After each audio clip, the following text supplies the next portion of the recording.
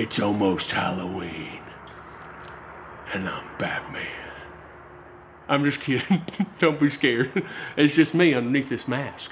I know it's kind of crazy to be dressing up like somebody else, but I thought it'd be fun because we're talking about Halloween. Now, you ever stop and think about all these traditions that we do for Halloween and where they came from? Well, turns out, it was like this first one was like this big Celtic tradition, and it was like 2,000 years ago.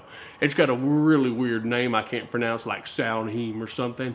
But what they do is they believed that like this was the Celtics had the end of their new year in October. So the last night of October, they thought that all the ghosts were going to come out, and that was scary. So they'd put on masks and stuff to hide themselves, and that way the ghosts wouldn't know who they were, so they didn't kill them. And then they would, what else was it? Oh, and then like they would like tell each other their fortunes and stuff. It's crazy, man, and that's ridiculous. But then, you know, all of a sudden we're like, well, man, this is pretty weird, you know, but let's at least try, if they're going to have something, we can Christianize it, right? So Roman Catholic Church tried to Christianize it, which is when you hear about like the All Saints Day.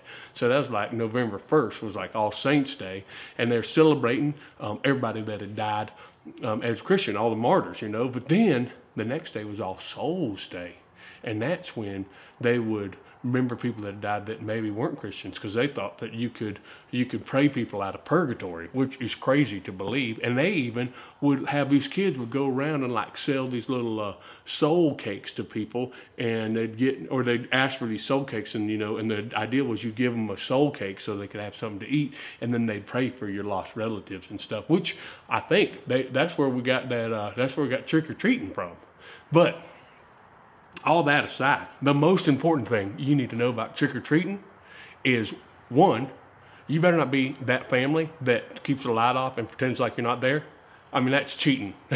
That's real scary. You know what I mean? And then, or don't be that person that gives out an apple. Yeah. Or a toothbrush. Are you kidding me? I mean, this is the only night of the year where it's appropriate to go to a stranger's house and ask them for candy. So make it worthwhile. Give them something good. I mean, like Sour Patch Kids. I mean, that's for real. Or like Sour Patch Kids are good. Or like them caramel creams or Cowtails. Those are good. Give those out. Or if you're going to give out candy bars, give out actual candy bars. I mean, you don't have to do king size. Or you don't even have to do normal size. But do fun size. Not bite size. Fun size. At least it's something. You know? Otherwise, you're just being cheap.